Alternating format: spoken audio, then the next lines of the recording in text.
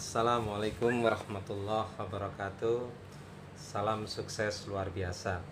Anak-anak sekalian, hari ini Bapak ingin menyampaikan materi tentang memilih teman sebaya. Nah, dalam memilih teman sebaya, harus kalian ketahui standar kompetensi yang ingin dicapai adalah mencapai kematangan dalam berhubungan teman sebaya serta kematangan dalam perannya sebagai pria ataupun wanita. Kemudian kompetensi dasar yang ingin dicapai adalah kalian harus mampu menjalin hubungan sosial yang sehat dan dinamis dengan teman sebaya dalam peranannya sebagai pria ataupun wanita. Sedangkan tujuan daripada pembelajaran itu sendiri adalah setelah kalian nanti menyelesaikan kegiatan pembelajaran ini, diharapkan kalian yang pertama dapat mengetahui pentingnya persahabatan bagi seorang remaja, kemudian juga mengetahui aspek psikologi remaja, kemudian mengetahui tentang prinsip-prinsip dalam memilih teman sebaya, kemudian mengetahui prinsip-prinsip dasar persahabatan yang sehat, dan mengetahui cara agar persahabatan itu bisa terjalin dengan langgeng. Nah, anak-anak sekalian, kenapa remaja itu cenderung mengikuti perkataan temannya dibanding dengan perkataan orang tuanya? Jadi kalau kalian coba rasakan biasanya, kalau misalnya orang tua kalian yang berkata, ya, menyampaikan sesuatu dengan teman kamu sendiri, kadang kamu lebih percaya kepada teman daripada orang tua kamu sendiri. Nah, kira-kira benar nggak sih? Nah, tentu itu hal yang benar, karena merupakan suatu yang wajar sebenarnya.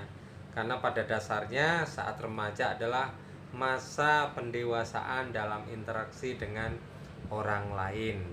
Nah, maka dalam hal ini kadangkala kamu ya wajar lebih cenderung mendengar perkataan teman kamu dibanding orang tua kamu. Kemudian anak-anak sekalian, bagaimana sih prinsip-prinsip dalam memilih teman itu? Ada beberapa poin, ada 4 sebenarnya yang nanti akan Bapak uraikan. Yang pertama, luaskan pergaulan. Kemudian yang kedua, faktor-faktor dalam memilih teman sebaya. Yang ketiga, tentukan nilai-nilai sendiri dan keputusan pentingnya. Yang keempat, hargai diri sendiri sebelum berharap orang lain menghargai kita. Itu 4 poin yang akan Bapak uraikan pada kesempatan kali ini, dan kalian tolong disimak dengan sebaik-baiknya. Nah, agar remaja tidak terjebak dengan pergaulan-pergaulan yang salah, ya, pergaulan bebas, maka seorang remaja ini harus betul-betul pintar dalam memilih teman. Jangan sembarangan semua teman kita deketi, kemudian kita berteman dengan semua orang.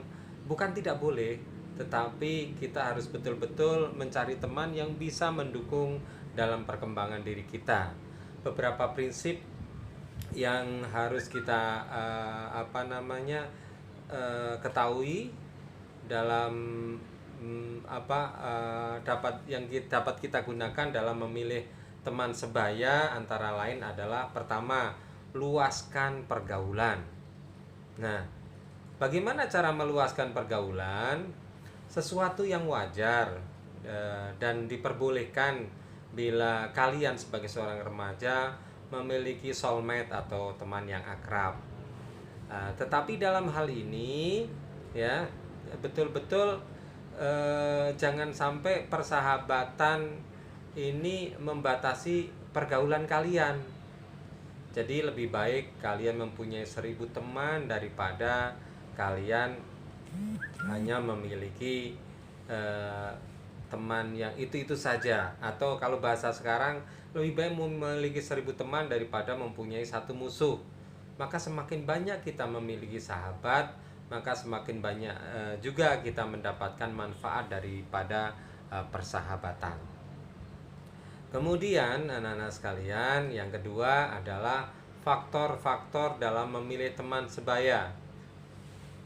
Suatu kelompok remaja itu biasanya dikarenakan adanya kebiasaan dan kesamaan dan dalam beberapa hal, maka mereka dapat berkembang dan memilih teman-teman yang dapat mendukung perkembangan mereka. Bapak contohkan, ada orang-orang yang senang dengan kelompok, misalnya game, ada yang senang misalnya Vespa mania, ada yang senang mungkin sepeda. Nah, kalian bisa memilih teman sebaya berdasarkan faktor-faktor yang bisa mendukung perkembangan diri kalian, ya. Kemudian yang ketiga, tentukan nilai-nilai sendiri dan keputusan penting. Ini penting, ya. Kenapa? Karena biasanya remaja memiliki keinginan untuk dapat diakui oleh temannya, ya. Oleh karena itu terkadang kalian ya mengambil suatu pilihan yang kurang tepat karena ingin bersama-sama, ya. Padahal yang kamu pilih itu sebenarnya bukan sesuai dengan hati nurani kalian atau keinginan kalian. Ini biasanya terjadi nanti ketika kalian mau kuliah, akhirnya hanya berdasarkan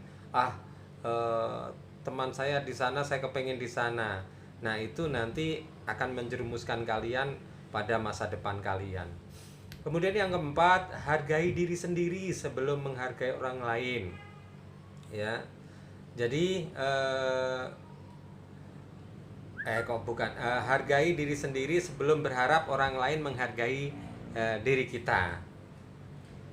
Nah, menghargai orang lain itu penting, ya. Jadi kalau dalam bahasa Seven Habit itu pahami dulu baru minta dipahami. Jangan kita berharap orang lain memahami diri kita, memaksakan orang lain sesuai dengan keinginan kita, tetapi kita tidak tahu bagaimana orang lain itu. Jadi yang terpenting adalah bagaimana kita menghargai orang lain. Insya Allah nanti orang lain juga akan menghargai diri kita. Itu kata kuncinya yang tidak boleh kalian tinggalkan. Kemudian persahabatan itu ada dua macam, ya. Ada persahabatan yang sehat dan ada persahabatan yang tidak sehat. Persahabatan yang sehat itu yang seperti apa? Memberikan lebih banyak dampak positif terhadap perkembangan kalian. Sedangkan yang tidak sehat adalah adanya pihak-pihak yang memanfaatkan atau mengambil keuntungan dari persahabatan itu, tetapi juga merugikan pihak lain atau pihak kamu, gitu. Jadi kalau dia memilih persahabatan hanya mengambil sekedar keuntungan dan merugikan kalian, maka jangan mengambil persahabatan yang seperti itu. Istilahnya seperti kardus, ya. Ketika dibutuh untuk pengepakan manis, ya, tetapi begitu dia sudah tidak suka, maka dibuang dan dilempar begitu saja. Tentu kamu tidak mau, kan? Nah, kemudian Bapak ingin memberikan tip-tip merawat sebuah persahabatan. Yang pertama, saling percaya. Kedua, jujur dan terbuka. Ketiga, saling pengertian. Yang keempat, saling menepati janji. Kemudian yang kelima, take and give. Dan yang keenam adalah jaga perasaan dan rahasia. Itu tip daripada merawat sebuah persahabatan. Nah, bagaimana uraiannya? Bapak akan menguraikan satu persatu tentang bagaimana kita bisa merawat sebuah persahabatan ini. Yang pertama adalah saling percaya. Intinya bagi kelangsungan persahabatan, jangan begitu saja percaya kepada gosip-gosip orang lain yang memberikan informasi kepada kamu, ya, kalau tentang diri teman kamu, maka lebih baik kamu selidiki dulu kebenarannya. Kemudian kalau memang iya, tolong tutupi aib teman-teman kalian, ya. Karena Allah saja itu kalau mau membuka aib kita, banyak sekali kekurangan kita dan cacat kita. Tetapi toh Allah tidak membuka aib-aib itu di hadapan orang lain, ya. Allah aja maha menutup aib kita, apalagi dengan teman-teman kita yang mungkin dia punya kekurangan, kemudian punya celah. Jangan sampai kita mengumbar atau justru membicarakan di depan orang lain. Nah, maka kunci utama dalam menjalin persahabatan adalah saling percaya. Tanpa adanya rasa percaya, maka persahabatan ini akan sulit terjalin dan tentu saja tidak akan langgeng. Kemudian yang kedua, jujur dan terbuka. Nah, jika dipercaya, maka kita harus selalu bersikap jujur, ya. Jadi sikap jujur dan terbuka ini penting, ya. Penting adanya. Apabila ada masalah atau salah satu di antara kita dengan sahabat kita ini mungkin salah paham, maka segera selesaikan masalah itu. Jangan disembunyikan perasaan kamu bila ada tingkah laku teman-teman yang tidak sesuai, dan kita harus terbuka, ya, jangan ditutup-tutupi. Kemudian kalau salah, katakan salah, ya. Kemudian yang perlu kalian ketahui adalah, ingat bahwasanya sahabat yang baik itu adalah sahabat yang menasehati kita untuk kebaikan kita. Itu yang penting kita ingat. Kemudian yang ketiga adalah saling pengertian. Maka tanpa adanya saling pengertian, itu tentu saja persahabatan itu sama dengan bohong. Persahabatan itu artinya mau saling mengerti kekurangan kita dan kelebihan kita masing-masing, dan mereka mau memahami akan kelebihan dan kekurangan kita, ya. Jangan suka menuntut sahabat kita sesuai dengan keinginan kita sendiri, ya. Artinya kita tidak mau mengerti sifat dan keinginannya. Itu nanti akan akan jadi masalah dalam persahabatan kita dengan teman kita. Kemudian yang keempat adalah saling menepati janji. Nah, dalam bersahabat, maka kita harus menjaga amanat, terutama adalah menepati janji. Kalau kita tidak sering menepati janji, maka ini akan membuat sahabat kita nanti akan tidak percaya lagi kepada kita, ya. Berjanji harus kita tepati, ya. Kemudian yang kelima adalah take and give, ambil dan beri. Sebagai seorang sahabat, jangan keenakan hanya kamu minta saran, minta diajarin belajarnya, bukan hanya sekedar kita mendapatkan saja, mendapatkan bantuan dari teman kita, bukan. Sekali-kali, ya, lihat juga kesulitan dan kesusahannya. Jadi jika sahabat kita butuh bantuan, apa yang bisa kita berikan, maka berikan dengan penuh ketulusan. Bantu teman kita. Ini penting, ya. Kita membantu dengan ketulusan. Jangan pura-pura atau bahkan pura-pura tidak tahu ketika teman kita ini menghadapi kesulitan atau masalah. Ini nanti teman kita tentu akan menjauhi kita. Kemudian yang keenam, jaga perasaan dan rahasianya.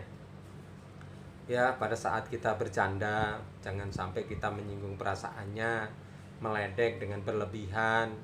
Ini tidak pada tempatnya, ya. Kemudian menunjukkan kekurangan-kekurangan di depan teman-teman kita bicarakan, dia itu padahal ini loh, misalnya, ya. Itu jangan sampai, apalagi sampai kita membuka aib sahabat kita sendiri. Maka sahabat yang baik adalah sahabat yang mampu menutupi celah-celah ataupun aib sahabat kita sendiri. Kemudian manfaat persahabatan. Apa saja? Melatih keterampilan berkomunikasi sebagai motivasi ekstrinsik, kemudian menambah wawasan, melatih kerjasama dengan teman sebaya, dan melatih percaya diri. Itu anak-anak sekalian sementara yang bisa Bapak sampaikan, mudah-mudahan bermanfaat. Salam sukses luar biasa. Assalamualaikum warahmatullahi wabarakatuh.